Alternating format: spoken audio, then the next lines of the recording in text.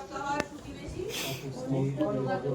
হ্যাঁ, তাহলে যাদের যক্ষা হয়েছে, যক্ষা পেশেন্ট যারা, যক্ষা রোগী যারা, তাদের সঙ্গে যারা ঘনিষ্ঠ যোগাযোগ রয়েছে, তার মানে তার বাড়ির লোকজন বা একসঙ্গে কাজ করেন এরকম, যারা ধূমপান করেন বা মদ্যপান করেন, যারা অপুষ্টিতে ভুগছেন, অপুষ্টি মানে এখানে আন্ডার নিউট্রিশন, মানে এখানে আমরা বিএমআই এটা তোলার দরকার নেই, এটা আমরা বিএমআই ক্যালকুলেশন করি, বিএমআই ক্যালকুলেশন করে 18.5 এর নিচে যাদের থাকে আপনারা অ্যাপ থেকে দেখবেন, আপনাদের নিজের বিএমআই ক্যালকুলেশন করবেন।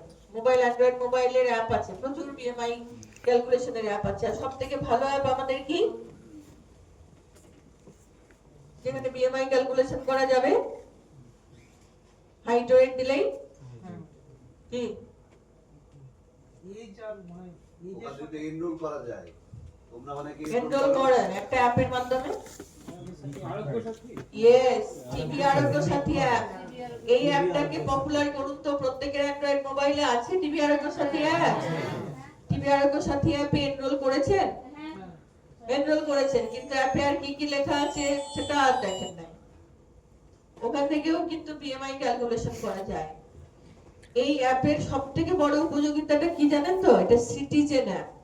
তার মানে এটা যার হাতেই অ্যান্ড্রয়েড মোবাইল আছে, তিনি যদি টিবি আরোগ্য সাথী অ্যাপ ডাউনলোড করেন, এবার ধরুন তিনি একটা প্রিজার্ভটিভ টিবি কেস, ঠিক, কারোর সঙ্গে যোগাযোগ করতে হবে না, ওই অ্যাপের মাধ্যমেই ওই প্রিজার্ভটিভ টিবি কেস আপনার নিয়ার বাই টেস্টিং সেন্টার যেখানে টিবি ডায়াগনোসিস হয় সেখানে পৌঁছে যেতে পারবেন।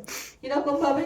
ধরুন আমার এই যে আমি 10টা সিম্পটম বললাম, কোনো একটা হয়েছে, আমি কফ, আমার কাশি সারছে না, কফ পরীক্ষা করাতে চাই, তাহলে ওখানে নিজে ওই অ্যাপের মাধ্যমে সেলফ রেজিস্টার করা যাবে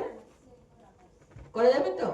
সেলফ রেজিস্টার করলেই আপনি যেই আপনার অ্যাড্রেস দেবেন, মানে আপনি ধরুন বহরমপুরে এই কোর্ট মার্কেটে দাঁড়িয়ে আছেন, তাহলে আপনি যেই ওখানে অ্যাড্রেসটা দেবেন যে আপনি ওখানে আছেন, আপনার নিয়ার বাই যে টিএমসি সেটা কিন্তু অ্যাপে চলে আসবে।